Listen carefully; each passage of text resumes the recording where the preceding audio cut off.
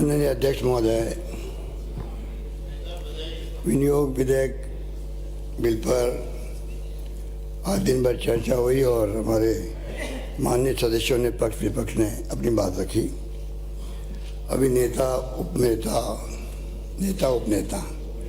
नेता है नहीं, जो मैंने देखा बहुत अनुभवी है और उस ढंग से वो अपनी बात कहेंगे और ट्रेनिंग भी आपने ली हुई है उस हिसाब से। पर अब आपको ये भी नहीं मालूम है कि ओवर ड्राफ्ट में और आपके जो है स्पेशल ड्राइविंग फैसिलिटी में क्या अंतर है। आप सदन को गुमराह कर रहे हैं। आपको मालूम होना चाहिए जो कुछ हम करते हैं केंद्र सरकार के एडवाइस पे ही कर सकते हैं। कर्जा लेना है बिना FRBM एक्ट के अंतर्गत ही ले सकते हैं। शायद आपको जानकारी नहीं होगी, कोविड आया था तो प्रधानमंत्री ने खुद ने हमारे सामने जो VC के अंदर और उसके बाद में फॉलोअप के अंदर जो छूट दी गई थी उसके अंतर्गत ही कर्जे ज़्यादा लिए गए उनकी परमिशन से, और पूरे देश के राज्यों को कोविड को ध्यान में रखते हुए स्पेशल छूट दी थी FRBM एक्ट के अंतर्गत। उसके आधार पर कर्जा लिया गया और मैं समझता हूं कि ये जो आपने कहा कि आपने कर्जा ले लिया, मैं आपको बताऊं कि स्पेशल ड्राइविंग फैसिलिटीज क्या है। क्यों बिना मतलब का विपक्ष जो है इसको गुमराह करने का प्रयास कर रहा है। इसके अंतर्गत हम लोगों ने 38,542 करोड़ और 81,000 के कर्जे 2 बार लिए।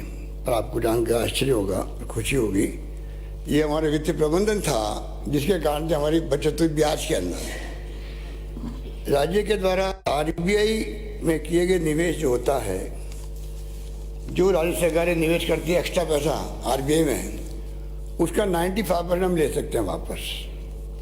वो कर्जा इसलिए लिया गया, हम अगर मार्केट से बोरोइंग करते तो ज़्यादा ब्याज देना पड़ता। ये बहुत कम ब्याज के आधार पर कर्जा मिलता, टेम्परेरी लोन होता है वो। उसके आधार पर जो है जो निवेश किया गया हमारे द्वारा उसमें 95% तक टेम्परेरी लोन जो कम दर पर मिलता है, इस सुविधा का लाभ उठा करके ये कर्जा लिया गया और दीर्घकालीन ऋण को डेफर कर विकास कार्य हेतु कम ब्याज पर अल्पकालीन ऋण से आवश्यकता को पूर्ण कर रही है। ये बुरा नहीं है। इसका कमेंट सुनिए आप। RBI कमेंट कर रही है इसके लिए। RBI ने भी कहा कि स्पेशल ड्राइविंग लिमिट फैसिलिटी, ये जो सुविधा दी गई है सबको, सब राज्यों को है, SDF का उपयोग करने को उचित ही नहीं बुद्धिमत्तापूर्ण माना गया है। बुद्धिमत्तापूर्ण माना गया है। आप सब देखिए, बुद्धिमत्तापूर्ण माना गया है। तो बुद्धिमानी के साथ वित्तीय प्रबंध करेंगे तभी तो इतना शानदार बजट पेश कर पाएंगे, लागू कर पाएंगे। कृपा करके, आप बहुत ज्ञानी हैं मुझे मालूम है, पर उसके बावजूद भी ये अकाउंटिंग के जो सिस्टम हैं ये कुछ अलग तरह के हैं। आपने कहा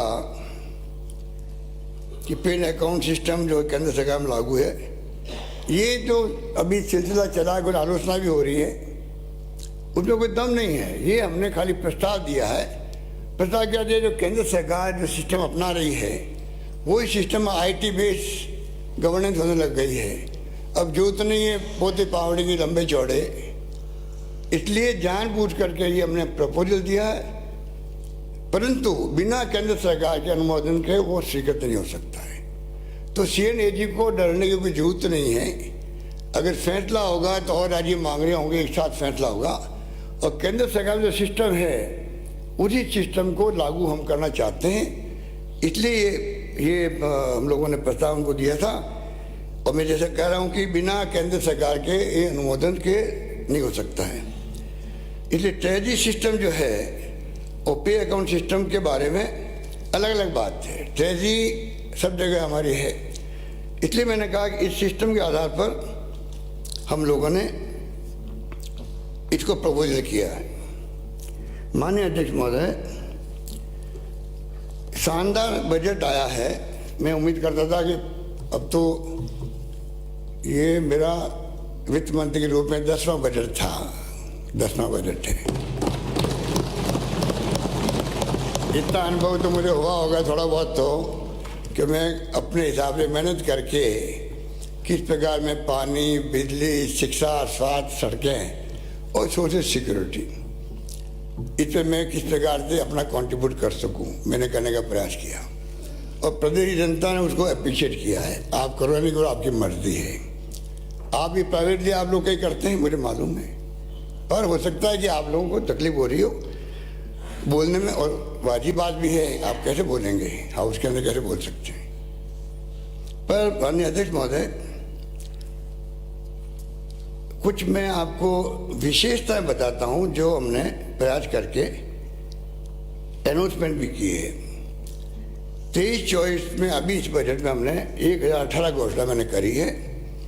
अभी बजट पास आप करेंगे आज सदन के माध्यम से, पर हमने एडवांस के अंदर ही 250 स्वीकृति जारी कर दी। आप सोच सकते हैं कितना फास्ट हम चल रहे हैं। हम आपकी चिंता को यहाँ रखते हैं, विपक्षी चिंता को। हम कोई दिल्ली की सरकार की तरह नहीं है जो विपक्ष की परवाह नहीं करे। माइक बंद कर देते हैं, बोल देते नहीं हैं। आज तो हद्दी कर दी, पूरी प्रोसीडिंग बंद कर दी। इसलिए हम बार बार कहते हैं देश की दिशा में जा रहा है।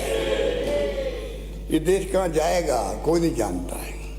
इस लोकतंत्र क्या होगा कोई नहीं जानता। हालात ये है, वो बहस का विषय अभी नहीं, इसलिए मैं नहीं बोलना चाहता, पर हालात बड़े गंभीर है। आप भी और हम भी सब जो है, उद्देश्य हम सबका एक है, इसलिए थोड़ी चिंता आपको भी होनी चाहिए। बहुत हालात स्थिति अच्छी नहीं है। अध्यक्ष महोदय, बजट पेश करने के बाद मैंने तमाम सचिवों को बुला करके मैंने इंस्ट्रक्शन दे दिए। ABC मैंने कैटेगरी बनवा दी, उसी ढंग से फैसले शुरू भी हो गए। घोषणा पत्र में अध्यक्ष महोदय जो वादा किए थे वो 80% वादे मैंने पूरे किए जन घोषणा पत्र के, और 16% प्रगति रथ है। हर बजट की शानदार चर्चाएं देश में भी हुई है, प्रदेश में भी हो रही है। 4 साल बिना टैक्स का बजट पेश किया मैंने, ये 5वां बजट भी बिना टैक्स का है। और कोविड के बावजूद भी हमारी रेवेन्यू कलेक्शन बढ़ रहा, हम अच्छी स्थिति में आ रहे हैं। इसलिए हम कहते हैं राजस्थान मॉडल स्टेट बनने जा रहा है। इसमें आपको भी खुशी होनी चाहिए सब लोगों को। चाहे चिरंजीवी योजना हो, चाहे 500 रुपये सिलेंडर की बात हो, इंदिरा शहरी रोजगार गारंटी देश में कहीं नहीं है, राजस्थान में लागू की हमने। उड़ान योजना की मैं समझता हूँ कि आपकी भागीदारी भी होनी चाहिए, सबकी होनी चाहिए। आपने शुरू करी थी पहले इसको। OPS सामाजिक सुरक्षा, बड़े तरकीब से आपने OPS को समर्थन की बात कह दी, क्योंकि आपको अपने चुरू की चिंता भी सता रही होगी। कर्मचारी वहाँ भी है, पूरे देश में मुद्दा बना हुआ है। आखिर में चुनाव के पहले प्रधानमंत्री को कुछ फैसला करना पड़ेगा।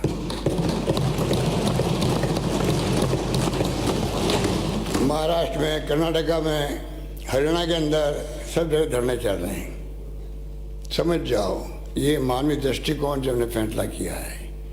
आप गिनते हो कि बाद में 25 में 30 में क्या होगा, तो 65 साल तक माननीय अध्यक्ष महोदय OPS रही रहा है देश के अंदर। 65 साल में जो सुई नहीं बनती थी, हम बार बार कहते हैं बिजली क्या होती लोग समझते नहीं थे। वहाँ से शुरुआत करी कांग्रेस ने और कहाँ पहुँचा दिया देश को। आज आधुनिक भारत जो है, जिसपे मोदी जी गर्व करते हैं दुनिया में जाकर के, आधुनिक भारत का निर्माता कांग्रेस और कांग्रेस नेता रहे और कोई नहीं रहा है।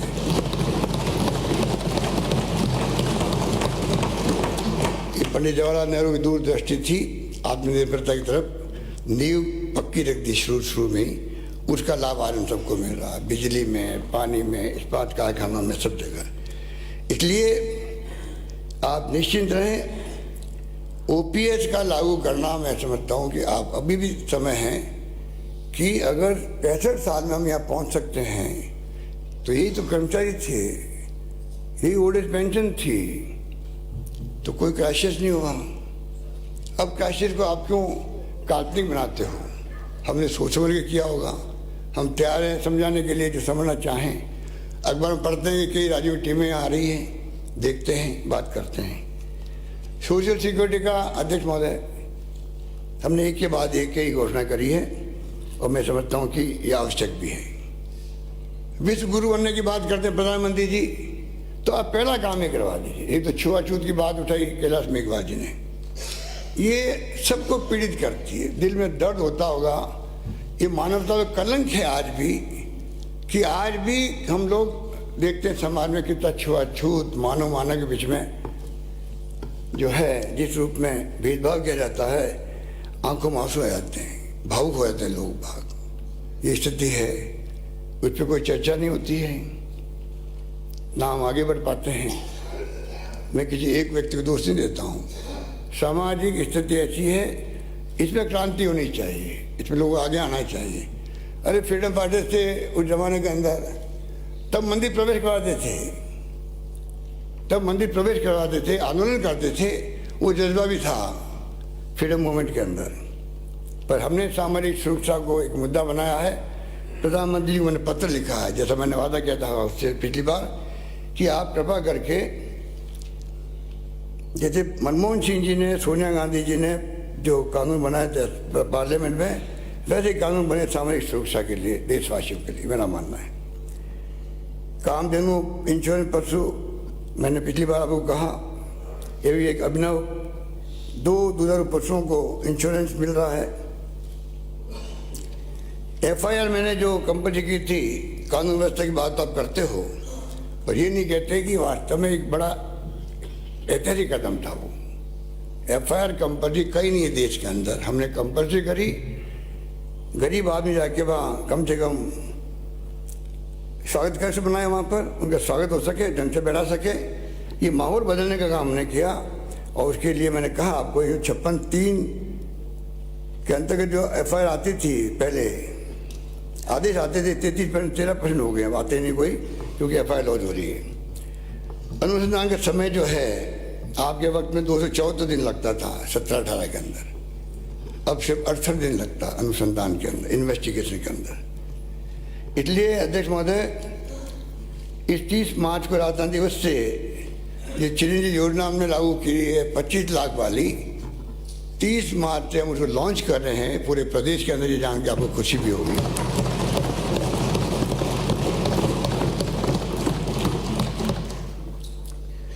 अध्यक्ष महोदय,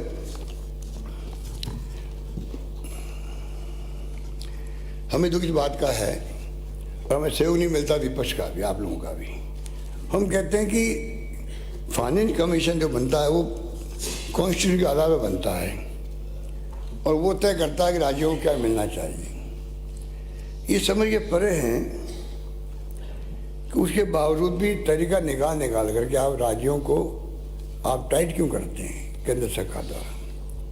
पेट्रोल डीजल के अंदर जो डिविजन पूल था, उसको जिस प्रकार से जीरो कर दिया, लगभग जीरो के आसपास कर दिया, जिसमें राज्यों को हिस्सा मिलता था।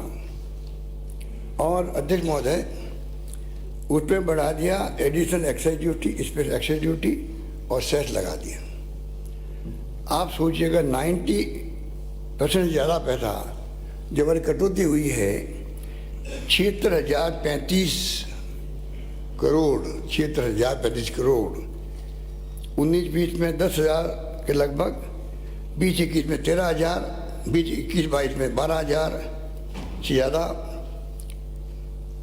22-23 में 17,000 से ज़्यादा 755, और 23-24 के जो आए आंकड़े हैं वो 21,267 के होंगे।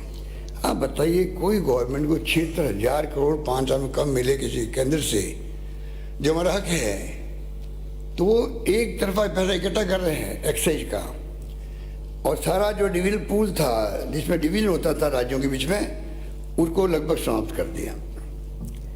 अध्यक्ष महोदय, इसके अलावा इसके ऊपर कोई चर्चा नहीं करता कि 14 फाइनेंस कमीशन द्वारा जो राज्यों को 32 की बजाय 42% राज्यों को हिस्सा देने का निर्णय किया, जितना शायद आपको मालूम ही है। तो क्या कारण है कि उसको उसका लाभ मिलना चाहिए था राज्यों को।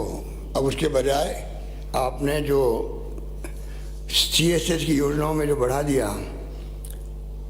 90-10 था पहले, था 80-20 था, 60-40 था, अब आप करीब करीब सब में 50-50 लेके आ गए। तो राज्यों को तो जो मिलना था फायदा वो मिल नहीं रहा। अब उसके लिए कौन जिम्मेदार है? स्थिति बनी हुई है। अरे मुझे कर्ज की बात की जा रही है, आपकी सरकारें चलाई है भाई। आप भी तो मुख्यमंत्री के बहुत ही कॉन्शियस कीपर थे। आप तो बहुत ही सलाहकार थे उनके। तो आप बताइए, आपसे कौन ज़्यादा जान सकता है कि आपके वक्त में 36.38% कर्जा लिया गया GDP का 8-9 तक, और हमारी सरकार बन गई। हमने उस कर्जे को कम करते करते करते 23.58 पे ले आए। ठीक है,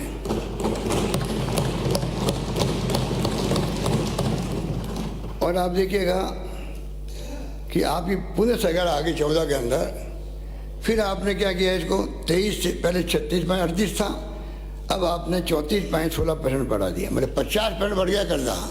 हमने जो कर्जा 9-10 से लगा के 12-13 तक लिया, उसका 50% आपने बढ़ा दिया कर्जा 34.16% पे। और वर्तमान सरकार में भी अब हमने 5 होने जा रहे हैं। आप देखिएगा हम 36.78 पे रहेंगे, मतलब करीब 10% कर्जा बढ़ेगा आपसे तुलना करें तो कर्जे की बात आपके सामने है। किस प्रकार आपके वक्त में 50% की वृद्धि हुई और हमारे वक्त में 10% की वृद्धि हो रही है, ये आपके सामने। अध्यक्ष महोदय, कैपिटल आउटले की बात कर रहे थे, इंफ्रास्ट्रक्चर की, नेता उपनेता।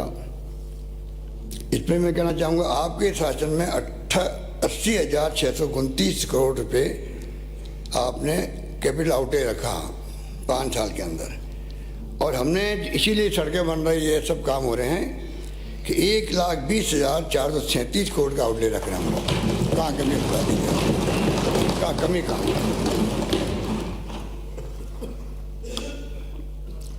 अध्यक्ष महोदय, लगभग दुगना है ये, आपसे आउटलेट लगभग दुगना है। अध्यक्ष महोदय, ये मैं पिछले वक्त में मैं बोल चुका हूं कि हमने हर क्षेत्र में जो है, शिक्षा व खेल कला में 74% आपसे ज़्यादा पैसा खर्च किया है, 94,728। स्वास्थ्य और परिवार कल्याण में आपसे 87% ज़्यादा पैसा खर्च किया, 38,926। पानी में स्वच्छता में 35,194 करोड़ खर्च किया ज़्यादा, 48%। सामाजिक सुरक्षा में 103% पैसा खर्च ज़्यादा हुआ आपसे, 53,000 करोड़।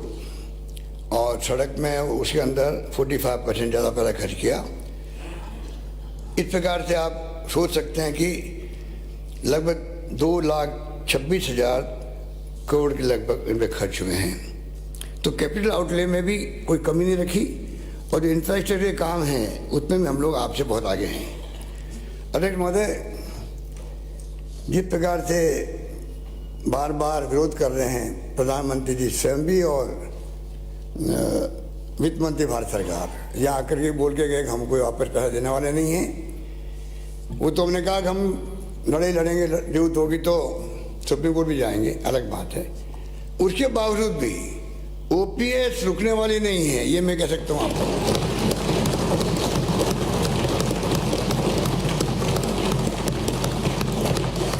पैसा मिले या नहीं मिले, जो ट्रस्ट बना के रखा गया दिल्ली के अंदर, ट्रस्ट का मतलब समझते हैं आप क्या होता है? ट्रस्टी होता है, मालिक थोड़ी है केंद्र सरकार वाले। तो ट्रस्टी पैसा क्यों नहीं देंगे वापस आपको? आपका पैसा जमा है, कर्मचारियों जमा है वहाँ पर। और क्या मैं फिर कहना चाहूँगा, क्या हम कर्मचारियों को शेयर मार्केट में छोड़ दें? क्या उनके ऊपर डिपेंड करा दें? भाई जो जैसे कैसी स्थिति बनेगी उस वक्त में अध्यक्ष महोदय देखा जाएगा, पेंशन उस ढंग से तय होगी। क्या मेंबर पार्लियामेंट, एमएलए, हम लोग जो पेंशन बढ़ाते हैं, तनख्वाह बढ़ाते हैं, प्रधानमंत्री को चाहिए नया कानून पास करे, पूरे देश के पार्लियामेंट के मेंबर हो चाहे एमएलए हो, सब अपनी तनख्वाह का एक हिस्सा कटवाए कर्मचारी की तरह, और पैसा जमा करवाए, शेयर मार्केट में जमा करवाए, म्यूचुअल फंड में जमा करवाए, और उनको कहो आप उस पर डिपेंड करेगा पेंशन आपको कितनी मिलती है। कर सकते हैं? तो आप अपन खुद नहीं कर सकते हैं, उनको उनके भरोसे कैसे छोड़ सकते हैं? अडानी जी के शेयर ध्वस्त हो गए, धड़ाम गिर गए, बताइए आप। तो वो गिर गए तो सबके पैसे डूब गए, पता नहीं किसी का क्या डूबा होगा, तो टाइम बताएगा। तो आप बताइए कैसे शेयर मार्केट पे आप ये कैसे, आपने ठीक कहा, राज्य सरकार ने उसको अनुमोदन किया था, हमने भी किया था, सबने किया। तो अनुभव क्या कहता है? ह्यूमन राइट कमीशन विरोध कर रहा है, CNAG कहता हुए नियम कायदे इसके नहीं बने, जुडिशल कमीशन कह रहा है हम लागू नहीं करेंगे। अब स्थिति क्या बन गई है? स्थिति अध्यक्ष महोदय बन गई है, हाईकोर्ट के जजेस, सुप्रीम कोर्ट जजेस तो लेंगे OPS, लोअर कोर्ट के जजेस जो हैं वो लेंगे NPS, राजस्थान को छोड़ करके। यहाँ तो हमने इंतजाम कर दिया उनके लिए भी। आर्मी, नेवल और air force OPS, BSF, Indo Tibetan police, ये सभी जितने पैरामिलिट्री है NPS। क्या मतलब भाई, ये भेदभाव क्यों हो रहा? फिर सबको एक साथ देते मालूम पड़ता आपको? तो ये जो मैं जो बार बार बोलता हूँ, ये मेरी पीड़ा भी है कि हमारे खिलाफ बहुत आर्टिकल आ रहे हैं OPS को लेके। तो मैं कहना चाहूँगा कि इसका जवाब दे कि आज तक देश चला है OPS के माध्यम से, अब क्यों नहीं वित्तीय प्रबंधन हो सकता है? क्यों नहीं हम लोग इस पर विचार करें और OPS लागू करें पूरे देश के अंदर? अध्यक्ष महोदय, हम लोगों ने कहा था हम युवाओं को समर्पित करेंगे बजट को, उसके लिए अध्यक्ष महोदय हमने कोई कमी नहीं रखी। नौकरी दी हम लोगों ने, करीब 1,45,000 नौकरी लग चुकी है, 1.25 लाख प्रोसेस चल रहा है।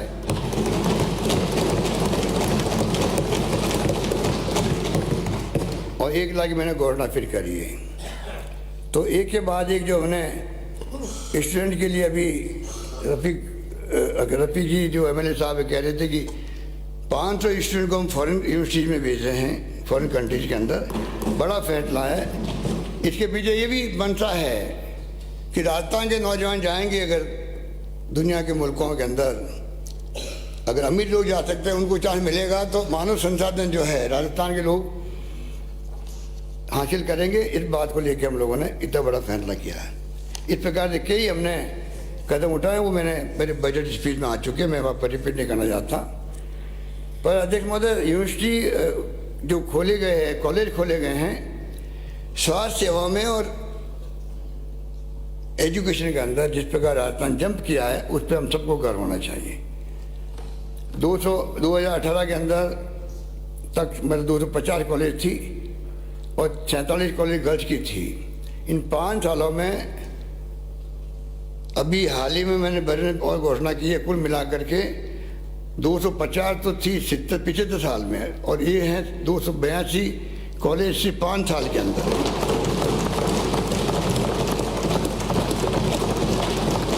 एक 122 उसमें गर्ल्स कॉलेज भी है, 12 कॉलेज थी, कृषि कॉलेज थी 19 तक। आज हम लोगों ने देख रहे हैं कि 4 साल में 42 कॉलेज खोल दी है, और साथ इस बजट में मैंने घोषणा करी है 49 हो जाएगी। सबसे ज़्यादा यूनिवर्सिटी राजस्थान के अंदर है। एविएशन यूनिवर्सिटी जिसमें आने वाले वक्त में pilot, instructor, air hostess, hostage सब बनेंगे। एविएशन यूनिवर्सिटी जैसे फुर्सतगंज में है अमेठी के अंदर, जब मैं केंद्रीय मंत्री था सिविल एविएशन का, उस वक्त बनी हुई थी, वो बनी है। मुझे खुशी है कि राजस्थान में एविएशन यूनिवर्सिटी की मैंने घोषणा करी है, उसको हम लोग लागू करवाएंगे। आप कोई मौका नहीं देंगे कि पिछली बार की तरह हरदेव जोशी विश्वविद्यालय को बंद कर दिया आप लोगों ने, जो पत्रकारिता का था। स्पोर्ट्स यूनिटी बंद कर दी, बंद क्या कर दी, कागज में रख दी। वो लोग भूले नहीं हैं अभी तक भी किन कारणों से आपने लॉ यूनिवर्सिटी बंद कर दी, समझ में नहीं आता।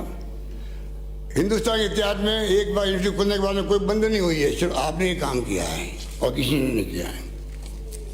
माइनिंग यूनिवर्सिटी, मेडिकल यूनिवर्सिटी, दूसरी वेटनरी यूनिवर्सिटी, दिव्यांगों के लिए यहाँ जयपुर में भी, जोधपुर में इसी संस्था से खुल रही है। कहने का मतलब अध्यक्ष महोदय ये है, राजस्थान में जितनी प्रीमियर संस्थाएं देश की है, IIT, IIM, AIIMS, IIIT, MNIT, NIFT, FDDI, medical university, colleges, Ayurveda university, agriculture universities, sports, law, police university जैसे संस्थान सब यहाँ पर मौजूद है। अब हमारे यहाँ के छात्रों को महाराष्ट्र में, कर्नाटक में जाने की जरूरत नहीं पड़ेगी। ये बहुत बड़ा कदम जो हमने उठाया था 20-22 साल पहले, जब अध्यक्ष महोदय आप भी मंत्री थे, उस वक्त में जो फैसला हुआ उसका परिणाम आज है कि आज जाल बिछ गया देश राजस्थान के अंदर तमाम उन प्रीमियर संस्थाओं के बनने पर। लोग कहते हैं कि यूनिवर्सिटी वोट नहीं मिलते हैं। अरे खाली वोट की चिंता नहीं करते, हम राजस्थान युवाओं का भविष्य भी देखते हैं, भविष्य कैसे सुधरेगा, ये हमारी ड्यूटी रहती है।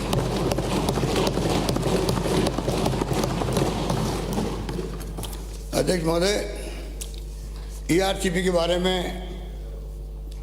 कितनी बार कहलाएंगे आप, क्योंकि आप लोग आपका कमिटमेंट ही नहीं है। सरकार आपकी, आपने बनाई योजना, उसकी आलोचना आप कर रहे हो, ये कमी, वो कमी, ये कमी, ये इरिगेशन।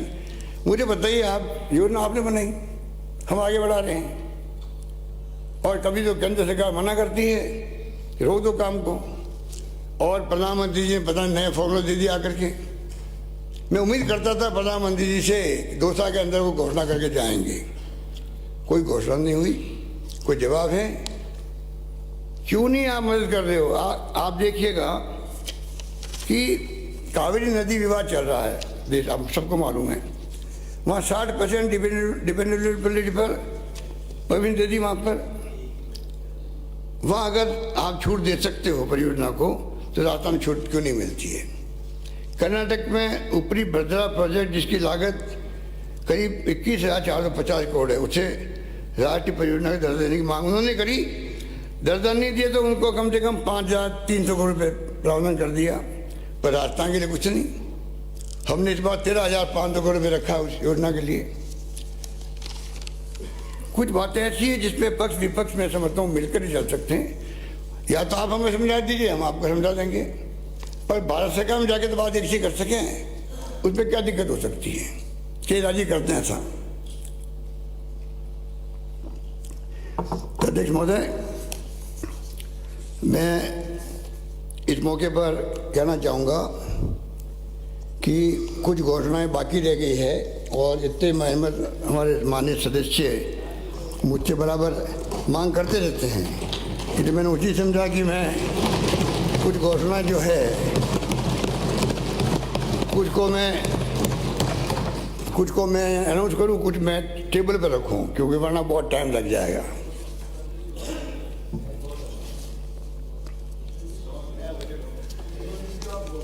अध्यक्ष महोदय, आप तो कह चुके हो, चाह रहा था, आप गांधीवादी हो, ये सड़कों वाला जो मामला है इसके अंदर आप हमारे लोगों को जो आपने सड़कें दी 10-10 करोड़ की, आज उसको भी कह दो सारे मेंबर सामान। आप निश्चित मैं आपको एक वादा करता हूँ, हम आपकी परंपरा को कायम रखेंगे, हम आपकी परंपरा को कायम रखेंगे। हम आ रहे हैं तो आपकी परंपरा को कायम रखेंगे, हम रखेंगे कायम आपकी परंपरा को। गांधीवादी नहीं हो आप, गांधीवादी नहीं हो, मान्य सदस्य नहीं हो, मुख्यमंत्री जी आप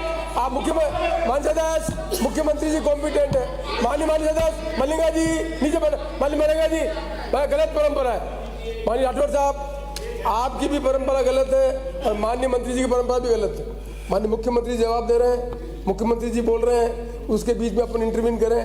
आप बाद में भी बोल सकते हैं, बाद में भी अपनी बात कह सकते हैं, पर गलत परंपरा नहीं। माननीय मुख्यमंत्री। माननीय अध्यक्ष महोदय, ये गांधीवादी 30 बार बोल चुके हैं। गांधीवादी लोग शराब छुड़वाते हैं, क्या मेरी बात आप मानने को तैयार है क्या?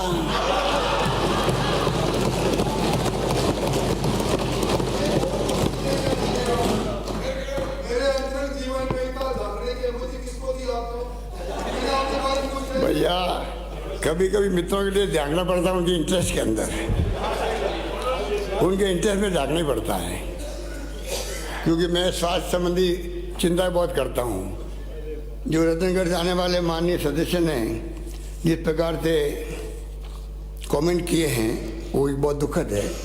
और मुझे बहुत दुख है कि हाउस के अंदर इस प्रकार कमेंट भी हो सकता है। क्या क्या मेरे बारे में, क्या क्या सुधीर भंडारी के बारे में बोला गया, आप सोच सकते हो। और आपने कहा कि उनकी फैमिली ने आपको फ़ोन किया और कहा आपके मित्र जाने वाला है। ये आपका मकसद क्या है कहने का? अब खुशी होनी चाहिए कि आज भी रतनगढ़ से आने वाले सदस्य यहाँ बैठे नहीं बैठे मुझे पता नहीं, वो आज हमारे बीच में हैं। भगवान उनको लंबी उम्र दे। ये कालीचंद सराफ जी बैठे हुए हैं, इनको, इनकी पत्नी को वही इलाज हुआ जो उनको हुआ था और दोनों बच गए, वो भी बच गए। उसको लेके आपने जिस प्रकार कमेंट किए यहाँ पर वो अनफॉर्चुनेट है। और मैं समझता हूँ कि मैंने पूरी जांच करवाई है उसकी, और जांच के अंदर ये स्थिति थी। पूरा मैं नहीं पढ़ूंगा, टाइम लग जाएगा। मैंने आपके आरोपों की पूरी जांच करवाई जिससे इस सदन के सामने सच्चाई आ सके। जब आपका इलाज चल रहा था तो IL-6 टेस्ट की वैल्यू 773 से अधिक आई, जिससे साइटोकाइन स्ट्रोक आ सकता है। इसी स्ट्रोक से कोविड के अधिकांश मरीजों से मृत्यु हुई। इसी पैरामीटर को कंट्रोल करने के लिए टोसिलीजुमेब इंजेक्शन लगाया गया।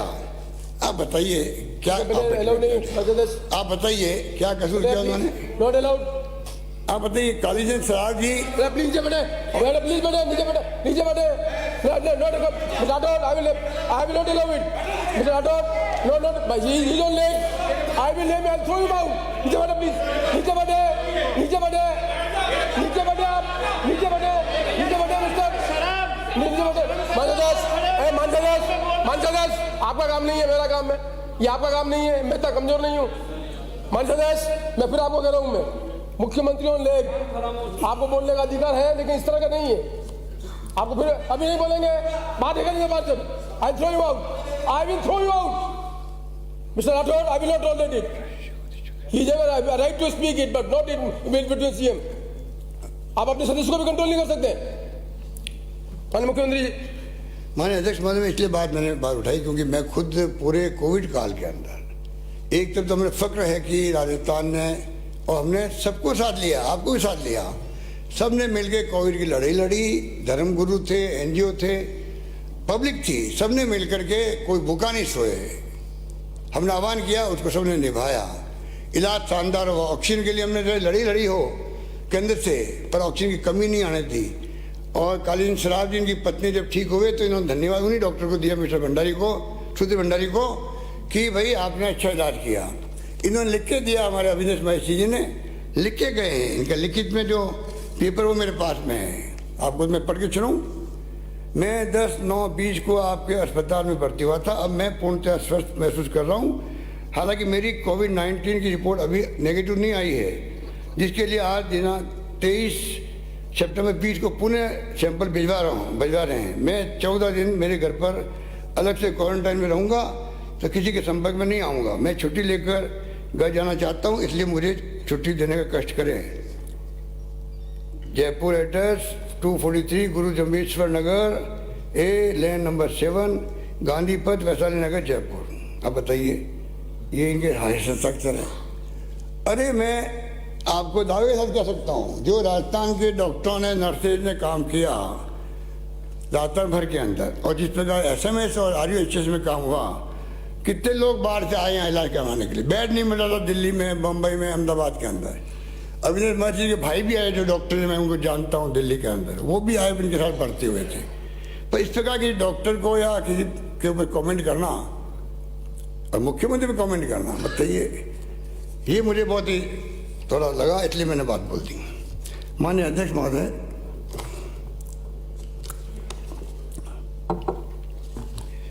तेईस 10 जनवरी 23 को प्रस्तुत बजट तथा दिनांक 16 फरवरी 23 को बजट बहस के जवाब में की गई घोषणाओं के माध्यम से, जहां हमने अल्प आय वर्ग के साथ ही मध्यम वर्ग को भी महंगाई से राहत देने का प्रयास किया, वहीं युवाओं के लिए रोजगार के अवसर तथा प्रदेश की चौमुखी विकास के लिए आधारभूत ढांचे को सुदृढ़ करने का कार्य भी किया। इसी क्रम में अब मैं नवीन घोषणाएं माननीय सदन के समक्ष प्रस्तुत कर रहा हूँ। शिक्षा एवं युवा विकास वर्ष 22-23 के बजट में मेरे द्वारा जयपुर में JLN मार्ग पर एजुकेशन हब बनाने की घोषणा की गई थी। इसी कड़ी में आगामी वर्ष राजस्थान विश्वविद्यालय कॉमर्स कॉलेज और राजस्थान कॉलेज के अपग्रेडेशन हेतु 50 करोड़ रुपये के कार्य हाथ में लिए जाएंगे। हमारे द्वारा कोरोना काल के दौरान शिक्षा में हुए नुकसान की भरपाई के लिए इस वर्ष कक्षा 8 तक के विद्यार्थियों के लिए ब्रिज कोर्सेज चलाए गए थे। इनकी सफलता को देखते हुए आगामी वर्ष भी 75 करोड़ रुपये व्यय कर ब्रिज कोर्सेज चलाया जाना प्रस्तावित है। इससे लगभग 70 लाख विद्यार्थी लाभान्वित होंगे। स्कूल शिक्षा की सुविधा सुलभ कराने की दृष्टि से 500 प्राथमिक विद्यालयों का उच्च प्राथमिक विद्यालयों में तथा 500 उच्च प्राथमिक विद्यालयों को उच्च माध्यमिक विद्यालयों में कम्युनिट किए जाने की घोषणा करता हूँ। साथ ही 400 उच्च माध्यमिक विद्यालयों के में विज्ञान, वाणिज्य एवं कृषि संकाय विषय प्रारंभ किए जाएंगे।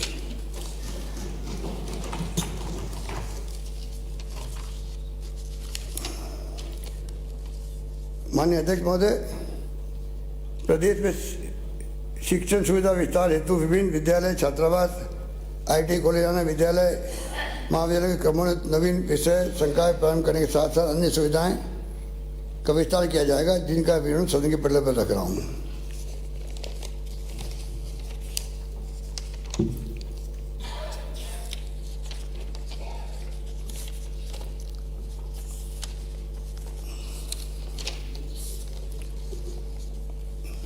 इसके अलावा माननीय अध्यक्ष महोदय, बाड़मेर, विशाला बाड़मेर, भूसावर भरतपुर, तालचीडी दौसा, फलसून जैसलमेर, बिसव मंडावा, झुंझुनू, कुचामन सिटी खजवाना, यहाँ बड़ी नागौर, सुरोट सिंडोन सिटी, करौली में राजकीय महाविद्यालय खोले जाएंगे।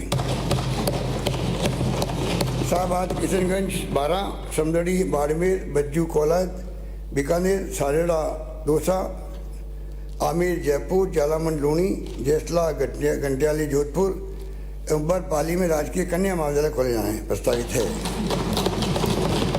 नारेडा, दूदू, जयपुर में शास्त्रीय संस्कृत महाविद्यालय एवं नावाद, नागौर, दौसा एवं चित्तौड़गढ़ में विधि महाविद्यालय खोले जाएंगे।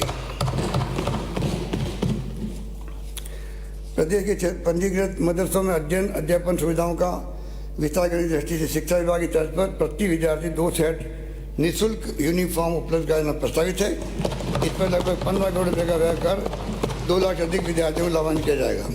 शिक्षा अनुदेशक मदरसा पैरा टीचर्स के 6,843 पदों पर भर्ती किए जाने की घोषणा करता हूँ। राज्य में युवाओं विद्यार्थियों के सर्वांगीण विकास में NCC की महत्वपूर्ण भूमिका को ध्यान रखते हुए NCC ग्रुप मुख्यालय जोधपुर में प्रशिक्षण अकादमी की स्थापना की जाएगी। इस पर 15 करोड़ रुपये का व्यय होगा। युवाओं को खेलों की रुझान बढ़ाने तथा खेल प्रतिभाओं को प्रोत्साहन करने के लिए हमारे द्वारा राजीव गांधी ग्रामीण और शहरी ओलंपिक का आयोजन किया जा रहा है। इस प्रकार पंचायत से राज्य स्तर पर होने वाली खेल गतिविधियों को सुचारू रूप से संपादित करने के लिए संभाग स्तर पर खेल प्रबंधक तथा जिला स्तर पर सहायक खेल प्रबंधक के नवीन पदों का सृजन किया जाना प्रस्तावित है। चूरू व पाली में 10 करोड़ रुपये की लागत से स्पोर्ट्स स्कूल स्थापित किए जाएंगे। खेल प्रतिभाओं को समुचित प्रोत्साहन देने के लिए उठाए गए कदमों की कड़ी में खेल अकादमी, स्टेडियम, इंडोर हॉल आदि के निर्माण विकास कार्य कराए जाएंगे, जिसका विवरण सदन के पटल पर प्रस्तुत कर रहा हूं।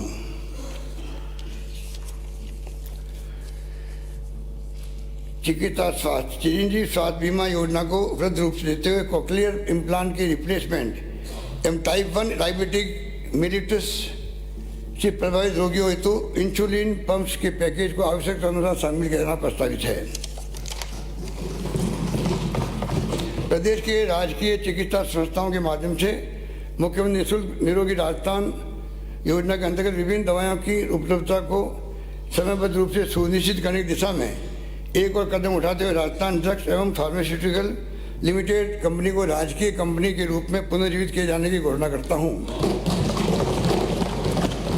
प्रदेश में चिकित्सा सेवाओं के विस्तार एवं आधारभूत ढांचे को सुदृढ़ करने की दृष्टि से PHC उप सब सेंटर, PHC, CHC, उप जिला अस्पताल, जिला चिकित्सालय, ट्रॉमा सेंटर, ब्लड बैंक आदि खोले क्रमबद्ध किए जाने के साथ साथ अन्य सुविधाएं विकसित की जाएगी, जिनका विवरण सदन के पटल पर रख रहा हूं।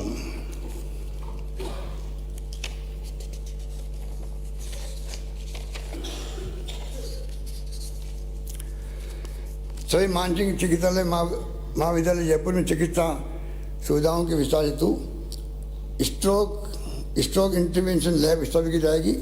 दवा वितरण केंद्र एवं सैंपल कलेक्शन हेतु 15 करोड़ रुपए की लागत से बहुमंजिला भवन का निर्माण कराया जाएगा। बढ़ते रोगी भार एवं आमजन की सुविधा के दृष्टिगत सभी मानसिक चिकित्सा महाविद्यालय जयपुर में 75 करोड़ रुपए की लागत से पार्किंग सुविधा विकसित की जाएगी। सड़क सुरक्षा की दृष्टि राज्य सरकार द्वारा मान्यता प्राप्त वाहन चालन प्रशिक्षण केंद्रों स्कूलों के निर्धारण प्रशिक्षण वाहनों को मोटर वाहन कर से मुक्त किया जाएगा। सोशल सिक्योरिटी विशेष योगीजन की आवश्यकताओं के दृष्टिगत प्रतिष्ठित एनजीओ के माध्यम से प्रत्येक संभाग मुख्यालय पर मानसिक विमंदित महिलाओं हेतु पुनर्वास गृह संचालित करने तथा प्रत्येक जिले में राजकीय मानसिक विमंदित मूक बधिर नेत्रहीन श्रेणी के विशेष योगीजन विद्यालय खोले जाने प्रस्तावित करता हूँ। 80% से अधिक दिव्यांगता वाले व्यक्तियों के पक्ष में निष्पादित सभी प्रकार के विलेखों पर स्टैम्प ड्यूटी निःशुल्क किया जाना प्रस्तावित है। साथ ही ट्रांसजेंडर व्यक्तियों के पक्ष में अचल संपत्ति के दस्तावेजों पर भी स्टैम्प ड्यूटी निःशुल्क की जाएगी। प्रदेश में महिलाओं को आवश्यक सुविधा उपलब्ध कराने के लिए आगामी वर्ष प्रथम चरण के रूप में नगरीय क्षेत्रों के बाजारों एवं पब्लिक प्लेसेस पर महिलाओं के लिए सुलभ संस्था के माध्यम से 500 स्थानों पर टॉयलेट बनाए जाने के साथ ही 5000 से अधिक आबादी वाले ग्रामीण कस्बों में भी महिलाओं के लिए टॉयलेट एवं स्नानघर कॉम्प्लेक्स का निर्माण किया जाना प्रस्तावित है। इस पर लगभग 100 करोड़ रुपए का व्यय होगा। 1 नवंबर 62 से विभिन्न युद्धों एवं ऑपरेशन में पदकों से अलंकृत प्रदेश के शूरवीरों को देह सुविधाओं में विसंगतियों को दूर किए जाने के साथ ही कोस्ट गार्ड तटरक्षक मेडल से अलंकृत सैनिकों के लिए भी आवश्यक प्रदान किए जाएंगे। साथ ही नगी श्री कर्णपुर श्री गंगानगर में भारत पाक सीमा पर स्थित वार मेमोरियल सेंटर में विकास कार्य कराए जाएंगे। इंदिरा गांधी शहरी क्रेडिट कार्ड योजना के अंतर्गत प्राप्त ऑनलाइन आवेदनों को ध्यान में रखते हुए पात्रता की अधिकतम आयु सीमा को 40 वर्ष से बढ़ाकर 60 वर्ष करने तथा योजना की अवधि को 31 मार्च 2024 तक बढ़ाए जाने की घोषणा करता हूँ। प्रदेश के विभिन्न क्षेत्रों में सड़क पुल व आरओबी आदि के निर्माण एवं उन्नयन कार्य 2600 करोड़ रुपये से अधिक की लागत से कराए जाएंगे जाने प्रस्तावित इसकी सूची में सदन के पटल पर रख रहा हूँ।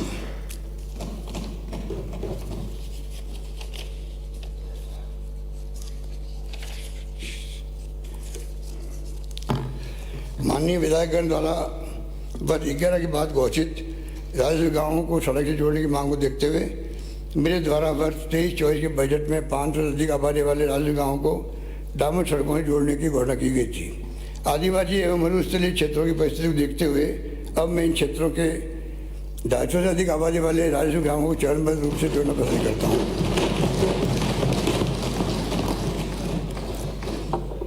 आमजन की सुविधाओं को बढ़ावा देने के उद्देश्य से राज्य सरकार के अधीन संचालित विभिन्न टोल सड़कों पर टोल कलेक्शन हेतु फास्टैग टैग सुविधा लागू किया जाना प्रस्तावित है। इस पर 48 करोड़ रुपए का व्यय होगा। किशनगढ़ अजमेर की हवाई पट्टी के विस्तार में पहाड़ी क्षेत्र के कारण उत्पन्न बाधा को दूर कर कमर्शियल एयरपोर्ट के रूप में स्थापित करने हेतु DPR बनाई जाएगी। आमजन को और अधिक राहत पहुंचाने के उद्देश्य से आगामी वर्ष माह अप्रैल से प्रसन्न गाँवों के संघ तथा प्रसन्न शहरों के संघ अभियान चलाया जाना प्रस्तावित है। इसी अभियान में शिविरों के माध्यम से विभिन्न योजनाओं के पात्र लाभान्वितों बेनिफिशियरी के रजिस्ट्रेशन का कार्य भी किया जाएगा, जिससे कोई पात्र व्यक्ति परिवार परियोजनाओं का लाभ लेने से वंचित नहीं रह जाए। इसी के साथ इन अभियानों में विभिन्न विभागों से संबंधित पूर्व में किए जाने वाले कार्यों के साथ ही अधिक राहत दी जाएगी, जिनका विवरण मैं सदन के पटल पर रख रहा हूँ।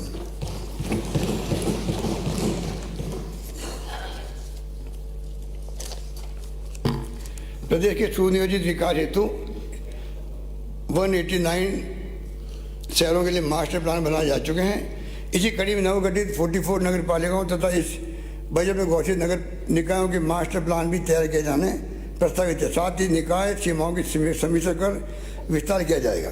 सरकारी सामुदायिक परिसंपत्तियों भूमियों को अतिक्रमण से सुरक्षित रखने के लिए MLA-led योजना में बाउंड्री वाल के साथ साथ तारबंदी को भी अनुमति करना प्रस्तावित करता हूँ।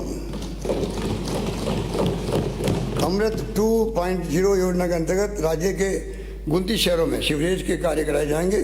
इस हेतु 4700 करोड़ रुपये की परियोजनाओं के कार्य हाथ में लिए जाएंगे। जयपुर हेरिटेज क्षेत्र की पुरानी एवं जीर्ण सीवरेज लाइनों को बदलने का कार्य कराया जाना प्रस्तावित है। इस पर 296 करोड़ रुपये व्यय होंगे।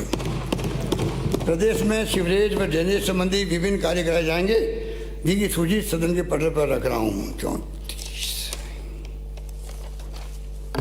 डोल तालाब 12 का सौंदर्यीकरण एवं विकास कार्यों हेतु 50 करोड़ रुपये व्यय किए जाएंगे। साथ ही श्री गलता पीठ जयपुर में वर्षा जल संचय कर कानोता बांध तक ले जाने एवं कियारा बांध की मरम्मत पुनर्निर्माण हेतु डीपीआर बनाई जाएगी। पेयजल माननीय सदस्यों के माध्यम से कई स्थानों की पेयजल संबंधी समस्या की जानकारी प्राप्त हुई है। अतः आने वाले गर्मी के मौसम में आमजन को राहत पहुंचाने के उद्देश्य से मैं प्रत्येक विधानसभा क्षेत्र में आवश्यकता अनुसार 40 हैंडपंप तथा 10 ट्यूबवेल तक लगाए जाने का प्रस्ताव करता हूँ। जल जीवन मिशन के अंतर्गत जाखम बांध से उदयपुर, प्रतापगढ़, चित्तौड़गढ़ एवं राजसमंद जिलों के 8 कस्बों व 1473 गाँवों के लगभग 3 लाख परिवारों हेतु 4,674 करोड़ रुपये व्यय कर घर घर जल कनेक्शन उपलब्ध कराए जाने प्रस्तावित है। प्रदेश में पेयजल सुविधा के विस्तार हेतु विभिन्न कार्य कराए जाएंगे, जिनका विवरण सदन के पटल पर रख रहा हूँ।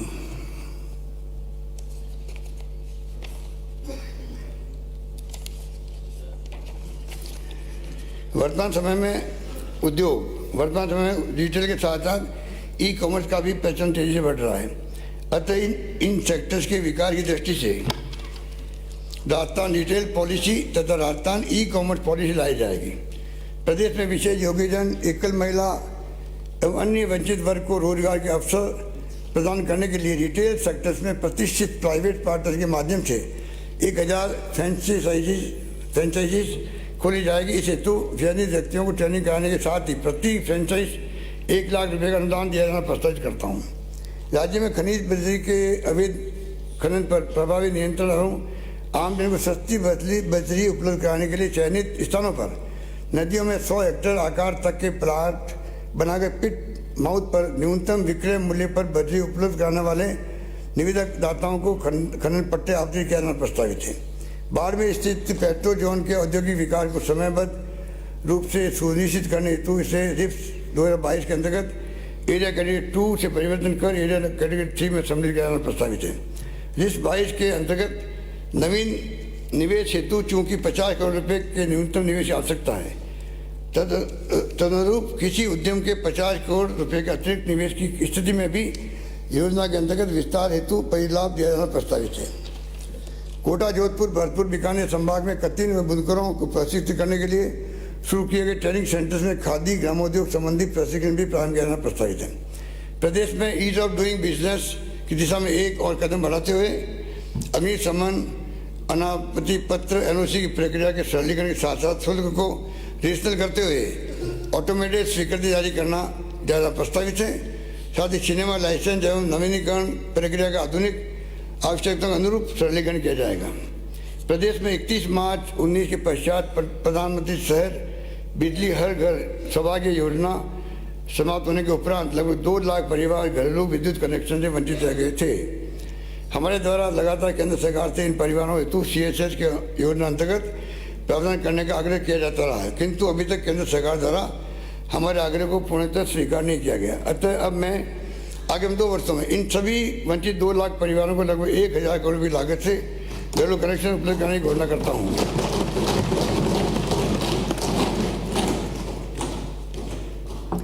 कृषि श्रेणी के नियमित अथवा कटे हुए तथा गैर कृषि क्षेत्र के अंतर्गत कटे हुए विद्युत कनेक्शनों हेतु 31 दिसंबर 22 तक देय विलम्ब राशि व ब्याज में चरणबद्ध छूट की अवधि 30 सितंबर 23 तक बढ़ाया जाना प्रस्तावित है। इससे 22 लाख से अधिक उपभोक्ता लाभान्वित होंगे। ऊर्जा तंत्र के आधारभूत ढांचे को सुदृढ़ करने के लिए विभिन्न श्रेणी के GSS स्थापित करने के साथ साथ विद्युत कार्यालय खोले जाएंगे, जिसका विवरण सदन के पटल पर रख रहा हूँ।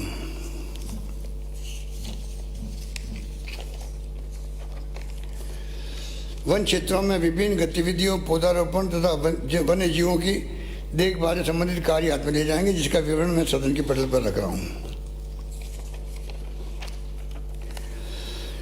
पर्यटन, कला और संस्कृति। जयपुर स्थित गोविंद देव जी के मंदिर में संपूर्ण प्रदेशवासियों की असीम आस्था है।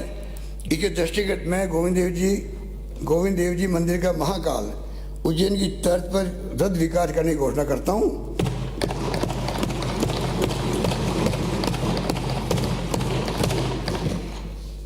प्रथम आगामी वर्ष इस हेतु 100 करोड़ रुपये का प्रावधान प्रस्तावित है। साथ ही तीर्थराज पुष्कर के समग्र विकास हेतु पुष्कर विकास प्राधिकरण के गठन की घोषणा करता हूँ। प्रदेश में आने वाले पर्यटकों की सुविधा के लिए राजस्थान स्मार्ट टूरिस्ट पास प्रारंभ किए जाएंगे। इस पास के द्वारा सिटी ट्रांसपोर्ट एवं रोडवेज की बसों में यात्रा के साथ साथ समस्त पर्यटन स्थलों व स्मारकों में प्रवेश की सुविधा हैसल फ्री उपलब्ध हो सकेगी। पर्यटन को बढ़ावा दिए जाने की दृष्टि से टूर ऑपरेटर्स एसोसिएशन से मान्यता प्राप्त टूर ऑपरेटर्स द्वारा संचालित वातावरण के लिए पर्यटक लग्जरी कोचों को मोटर वाहन कर से मुक्त किया जाना प्रस्तावित है। सामलिया सेठ चित्तौड़गढ़ में जल जीवनी एकादशी मेले को भी 50% बस किराया छूट योजना में शामिल किया जाएगा। बेने धाम डूंगरपुर के समग्र विकास की कार्य योजना तैयार करते हुए आगामी वर्ष 100 करोड़ रुपये की लागत से विकास कार्य किया जाना प्रस्तावित है। धार्मिक विकास पर्यटन विकास की दृष्टि से विभिन्न पर्यटक स्थलों के जीर्णोद्धार उन्नयन संबंधी कार्य कराए जाएंगे, जिनका विवरण सदन के पटल पर रख रहा हूँ।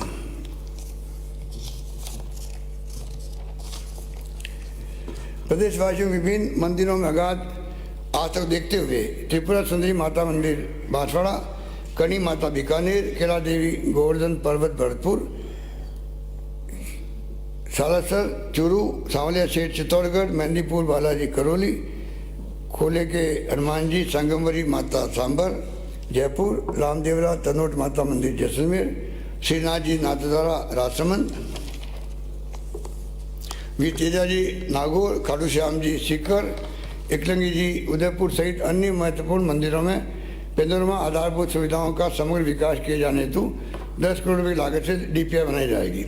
अजमेर में पतिराज, बीकानेर में साहब विकाजी, आश्विन भीलवाड़ा में बगड़ावत सवाई भोज, शाहपुर भीलवाड़ा में केसी सिंह भारत, चित्तौड़गढ़ में पन्ना राय, दौलपुरा चित्तौड़गढ़ में अमराजी भगत, जयपुर में महात्मा ज्योतिबा फुले व शिवदासपुरा, जयपुर में स्वामी आत्माराम जी लक्ष्य, जोधपुर महर्षि नवल स्वामी, जालोर में वीरम देव कान्हर देव चौहान, गोविंदा उदयपुर में राणा पूंजा, पोखरण जैसलमेर में इंदिरा माँ शक्ति भारत एवं करौली में केला देवी के 15वां मनाए जाएंगे। देवस्थान विभाग के अधीन 593 मंदिरों में पोशाक, रंग रोगन एवं मरम्मत आदि कार्य कराए जाएंगे। साथ ही राजकीय प्रत्यक्ष प्रभार मंदिरों के अंशकालीन पुजारियों के मानदेय में वृद्धि कर एक समान 5,000 रुपये प्रतिमाह किया जाएगा। लोक कला मंडल उदयपुर के उन्नयन की डीपीआई बनाई जाएगी। साथ ही कला एवं मार्बल नगरी किशनगढ़ अजमेर में आर्ट गैलरी तो साइंस पार्क नवलगढ़ झुंझुनू में डिस्प्ले इंफ्रास्ट्रक्चर विकसित किया जाएगा। मौलाना अबुल कलाम आज़ाद अरबी फारसी शोध संस्थान टोंक में पब्लिकेशन कम म्यूजियम ब्लॉक का निर्माण किया जाएगा। कृषि व समन क्षेत्र में साइट स्पेसिफिक न्यूट्रिएंट मैनेजमेंट एवं फलदार पौधों की जल मांग की सटीक जानकारी के लिए 10,000 किसानों को new generation technology auto sensors एवं फर्टिगेशन के प्रयोग के लिए अनुदान दिया जाएगा। इसके अतिरिक्त 10,000 किसानों को उठी हुई क्यारी बनाने हेतु रिच बेड प्लांटर यंत्र भी अनुदानित दर पर उपलब्ध कराए जाएंगे। इस हेतु 50 करोड़ रुपये का व्यय प्रस्तावित है। प्रदेश में कृषकों की आय बढ़ाने एवं नॉन एग्रीकल्चर सीजन में आय के विकल्प प्रदान करने के लिए ट्रैक्टरों के व्यावसायिक पंजीयन पर लगने वाले एक बारी शुल्क को 6,000 से घटाकर 500 रुपये किया जाना प्रस्तावित है। साथ ही नियमित fitness certificate fees, inspection fees व ग्रीन टैक्स को 2,300 से घटाकर 200 रुपये किया जाना प्रस्तावित है। कृषि मंडियों में देय कृषक कल्याण शुल्क पर मौजूदा 50% की छूट को 31 मार्च 24 तक के लिए बढ़ाया जाना प्रस्तावित है। साथ ही समस्त कृषि मंडियों में व्यापारियों की सुविधा के लिए व्यापार भवन हेतु डीएलसी की 25% दर पर भूमि उपलब्ध कराई जाएगी। गंगापुर भीलवाड़ा एवं गोविंदा उदयपुर में कृषि महाविद्यालय खोले जाएंगे। चांदन जैसलमेर मावाड़ा पाली में मिनी फूड पार्क विकसित किए जाएंगे। बेगू चित्तौड़गढ़ में सब्जी फूल मंडी तथा सावर अजमेर मंटेला पिलानी झुंझुनू साडोली रामगढ़ अलवर बागोर मांडल भीलवाड़ा व जम्बारामगढ़ जयपुर में कृषि उपज मंडी खोली जाएगी। साथ ही गौण कृषि उपज मंडी लोहावट जोधपुर को कृषि उपज मंडी में कन्वर्ट किया जाएगा। प्रदेश में पंजीकृत 3,636 गौशालाओं में पेयजल हेतु आवश्यकता अनुसार 3 फेज ट्यूबवेल स्थापित किए जाएंगे। इस हेतु आगामी वर्ष लगभग 75 करोड़ रुपये व्यय होंगे। पशुपालकों को बेहतर चिकित्सा सुविधा उपलब्ध कराने तथा दुग्ध उत्पादकों को प्रोत्साहन देने की दृष्टि से पशु चिकित्सा संस्थान केंद्र खोले जाने के साथ साथ अन्य सुविधाएं विकसित की जाएगी, जिनका विवरण सदन के पटल पर प्रस्तुत कर रहा हूं।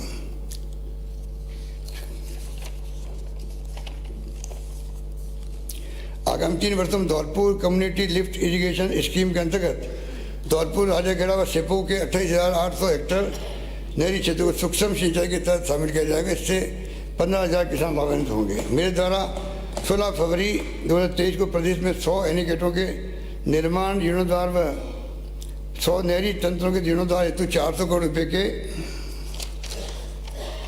कार्य प्रारंभ किए जाने की घोषणा की गई थी।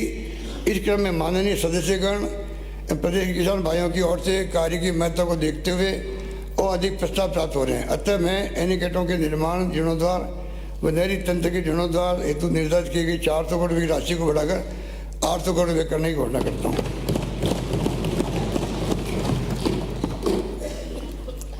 प्रदेश में सिंचाई संबंधी विभिन्न विकास के कार्य कराए जाएंगे, जिनकी सूची मैं सदन के पटल पर रख रहा हूँ।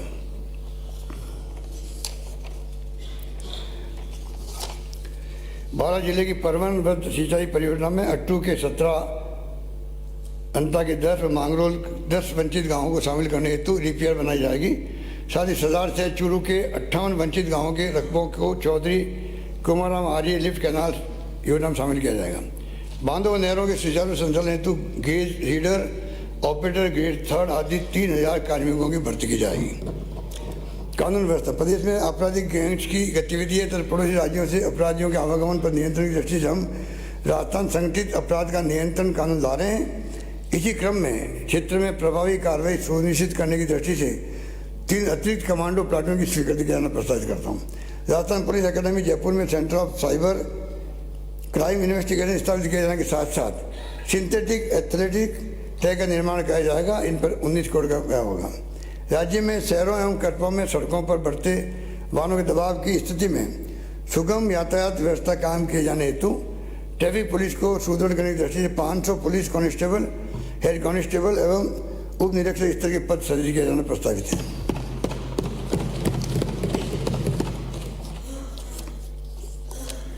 प्रदेश की कानून व्यवस्था तथा न्याय प्रणाली को और अधिक सुदृढ़ करने हेतु पुलिस कार्यालय व न्यायालय खोले जाने के साथ साथ विभिन्न सुविधाएं विकसित की जाएगी, जिसका विवरण मैं सदन के पटल पर रख रहा हूँ।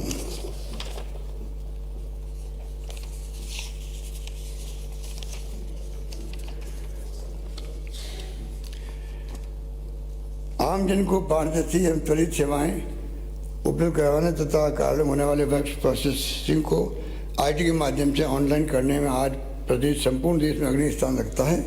विभिन्न विभागों से संबंधित IT सॉफ्टवेयर का लाभ दूरस्थ क्षेत्रों में निवास करने वाले प्रदेशवासियों को मिल सके, इस हेतु मैंने ग्राम विकास अधिकारी, पटवारी, तहसीलदार विकास अधिकारी से लेकर जिला प्रमुख, कलेक्टर आदि तक टैबलेट देने का निर्णय किया था।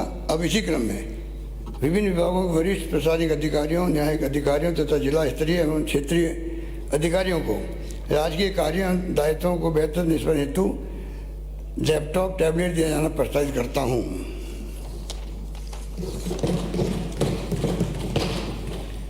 माननीय सदस्य को याद होगा कि प्रदेश के इस विकसित IT तंत्र का लाभ घर बैठे प्राप्त करने हेतु संबल प्रदान करने की दृष्टि से मैंने गत बजट में चिरंजीवी परिवारों की महिला मुखिया को स्मार्टफोन में इंटरनेट कनेक्टिविटी उपलब्ध कराने हेतु मुख्यमंत्री डिजिटल सेवा योजना की घोषणा की थी।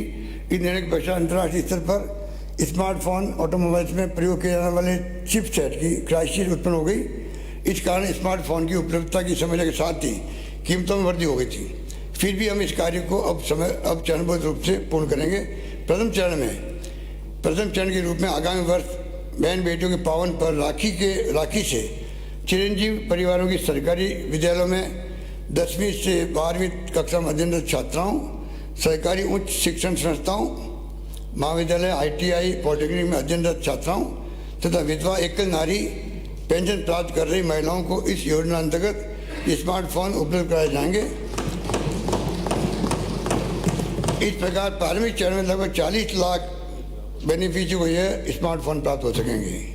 प्रदेश में कुशल वित्तीय एवं बजटीय प्रबंधन के साथ साथ कर प्रणाली के सरलीकरण हेतु integrated financial management system IFMS 3.0 तथा integrated tax management system ITMS लागू करने के साथ ही सरकारी खरीद प्रक्रिया हेतु नवीन राजस्थान लोक उपपन पारदर्शिता अधिनियम RTPP एक्ट रूल्स तथा वित्तीय लेखांकन व सार्वजनिक निर्माण संबंधी integrated Rajasthan financial accounting rules बनाया जाना प्रस्तावित है।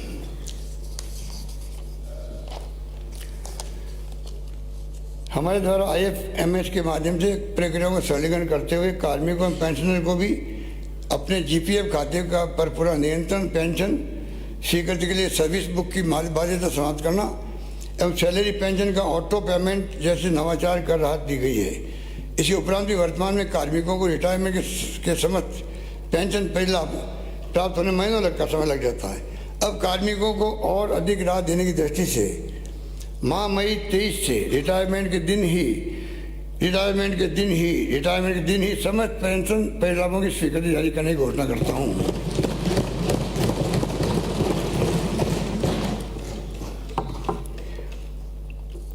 हमने राजकीय कार्मिकों को सेवानिवृत्ति उपरांत सुरक्षा उपलब्ध करवाने जैसे सभी के लिए OPA लागू करने का प्रावधान किया। माननीय सदस्य को विदित होगा कि प्रदेश में 80 वर्ष से अधिक आयु के पेंशनर को पेंशन राशि में वृद्धि का लाभ प्राप्त होता है।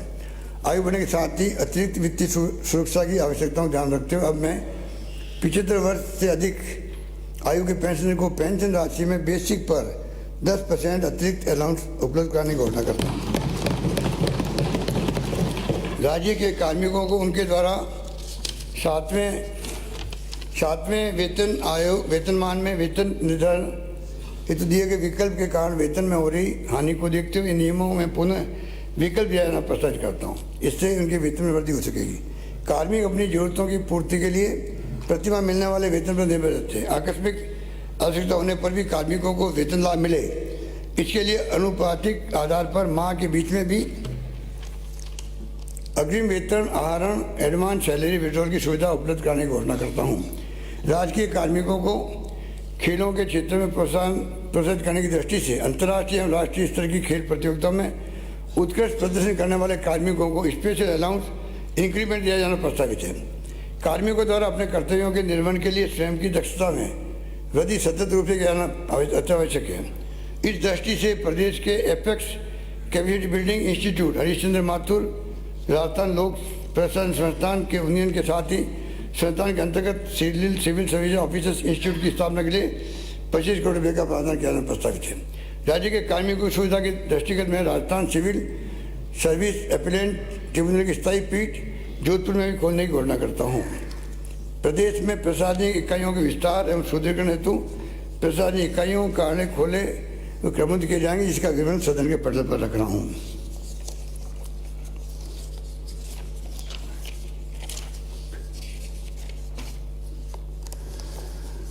माननीय अध्यक्ष महोदय, ये लास्ट मेरा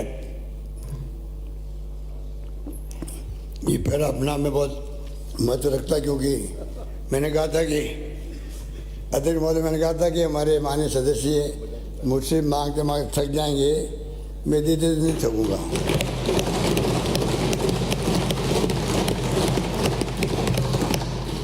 पर ये मुझे नहीं मालूम था कि वो मेरे इस भावना का फायदा उठाते हुए जिले की मांग कर लेंगे। मैंने कहा सड़क है, पानी, बिजली, सड़क नगर पालिका की मांग करेंगे, अभी तो जिले की मांग करने लगे। कुछ मैंने एक्सरसाइज की है तो मैं आपके सामने रख रहा हूँ। माननीय अध्यक्ष महोदय, हमने गत 4 वर्षों में प्रदेश की आधारभूत संरचना को सुदृढ़ कर आमजन व जरूरतमंदों को सामाजिक सुरक्षा उपलब्ध कराते हुए तथा सामाजिक क्षेत्र में विकास के साथ साथ आजीविका के संसाधन उपलब्ध कराकर प्रदेश में खुशहाली लाकर राजस्थान देश का मॉडल राज्य बनाने का प्रयास किया है। प्रदेश में संवेदनशील, जवाबदेही एवं पारदर्शी प्रशासन देना हमारी प्रतिबद्धता है। हमारे द्वारा जन घोषणाओं एवं बजट घोषणाओं के माध्यम से एक के बाद एक लोक कल्याणकारी योजनाएं लागू की गई है। ऐसी स्थिति में राज्य सरकार की समस्त योजनाओं का लाभ ढाणी ढाणी मगड़े मगड़े में बसे जरूरतमंद परिवारों तक भी पहुँचे, इसके लिए जिला स्तर पर पूर्ण संवेदनशीलता के साथ कार्य करना आवश्यक है। राजस्थान भौगोलिक दृष्टि से माननीय अध्यक्ष महोदय, देश का सबसे बड़ा राज्य होने के कारण हमारे कई जिले ऐसे हैं जहाँ जिला मुख्यालय की दूरस्थ कोने से दूरी 100 किलोमीटर से भी अधिक है और इस कारण आमजन को कठिनाइयों का सामना करना पड़ता है। इसके साथ ही कई जिलों की जनसंख्या भी अत्यधिक होने के कारण प्रशासन का हर परिवार तक पहुंचना बहुत कठिन हो जाता है। जिला अपेक्षाकृत छोटा होने से प्रशासन व प्रबंधन व कानून व्यवस्था पर निगरानी नियंत्रण सहज व सुगम हो जाता है। देश के विभिन्न राज्य नए जिले बनाने में हमसे आगे रहे हैं। देश के विभिन्न राज्य नए जिले बनाने में हमसे आगे रहे हैं। वहाँ पर जिलों की संख्या दुगनी तिगनी हो गई है। अभी हाल ही में भौगोलिक दृष्टि से हमने छोटे राज्य वेस्ट बंगाल ने भी 7 नए जिलों की घोषणा की है। इसी कारण प्रदेश से भी कई स्थानों में नए जिले बनाने की मांग प्राप्त हुई है। हमने इन प्रस्तावों के विस्तृत अध्ययन करने के लिए उच्च स्तरीय कमेटी गठन किया था, जिसकी अंतिम रिपोर्ट प्राप्त हो गई है। इस विषय में प्राप्त समस्त प्रस्तावों पर प्रदेश की वर्तमान प्रशासनिक इकाइयों की संरचना का विस्तृत अध्ययन एवं विवेचना के उपरांत अब मैं प्रदेश में नए जिले बनाने की घोषणा करता हूँ।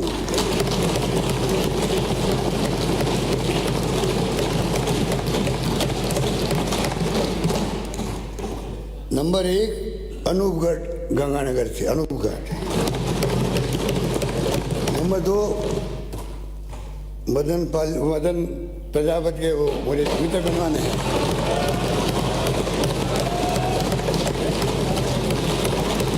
अरे आप भी बजाओ भाई, उनको चप्पल तो पहनवाओ। चप्पल नहीं पहनाने गए तो इसमें आप साथ दो। ये जिले कोई माननीय अध्यक्ष महोदय, जिले कोई एक पक्ष के थोड़ी हैं, सबका जिला भाई। जिलों में सबकी ताली एक साथ बननी चाहिए, तब मजा आएगा जिले बनाने का भी। अनूपगढ़ बालोतरा हो गया 2, ब्यावर 3,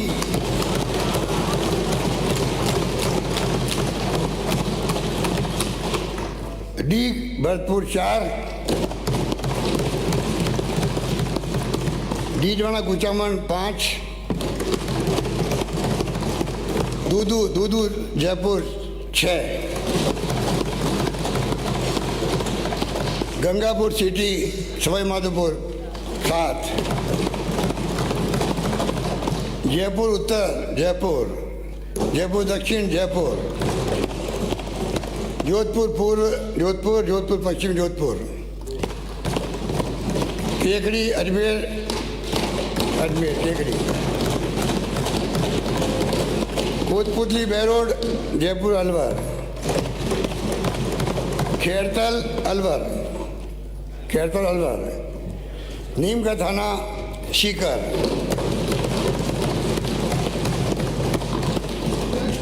फलोदी जोधपुर।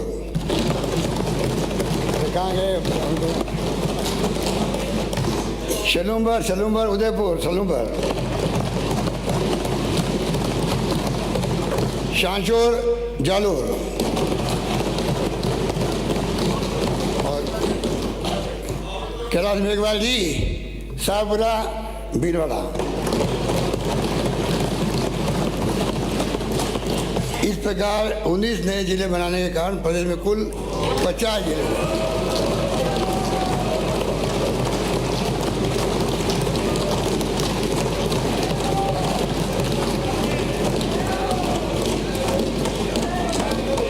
इस प्रकार 19 नए जिले बनाने के कारण प्रदेश में कुल 50 जिले हो जाएंगे। इन सभी का प्रदेश मुख्यालय से संपर्क संभागीय मुख्यालयों के माध्यम से होता है। अतः इस प्रबंध को सुदृढ़ करने की दृष्टि से प्रदेश में 3 नए संभाग मराठवाड़ा, पाली, सीकर बनाने की घोषणा करता हूँ।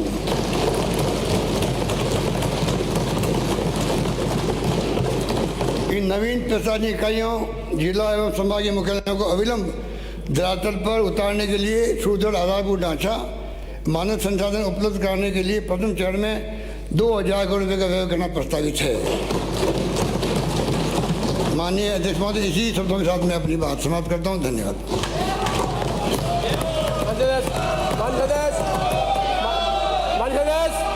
क्या आप हाउस में क्या है, कहीं सभा में बैठे हुए क्या? कोई विधानसभा और पब्लिक मीटिंग में कोई अंतर है? माननीय सदस्य, मुझे माननीय सदस्यों को सूचित करना है कि सर्वश्रेष्ठ विधायक के चयन हेतु गठित समिति ने दिनांक 15 मार्च 2023 को हुई बैठक में सर्वसम्मति से 15वीं राजस्थान विधानसभा की अवधि में निम्नांकित विधायक को सर्वश्रेष्ठ विधायक का पुरस्कार प्रदान किए जाने का निर्णय लिया है। अमीन खां 2022, श्रीमती अनीता बदेल 2023। माननीय सदस्य को 20 तारीख को माननीय विधायकों को हम सम्मानित करेंगे, 20 तारीख को। माननीय मुख्यमंत्री जी, प्रश्न यह है कि राजस्थान विनियोग संख्या 2 विधेयक 2023 को पारित किया जाए। जो पक्ष में वहां गए, तो विपक्ष में ना गए, हाँ पक्ष जीता। राजस्थान विनियोग संख्या 2 विधेयक 2023 को पारित किया गया। राजस्थान वित्त विधेयक 2023। प्रश्न है कि राजस्थान वित्त विधेयक 2023 को पारित किया जाए। जो पक्ष में वहां गए, तो विपक्ष में ना गए, हाँ पक्ष जीता। राजस्थान वित्त विधेयक 2023 को पारित किया गया। सदन की बैठक सोमवार दिनांक 20 मार्च 2023 के प्रातः 11 बजे तक के लिए स्थगित की जाती है।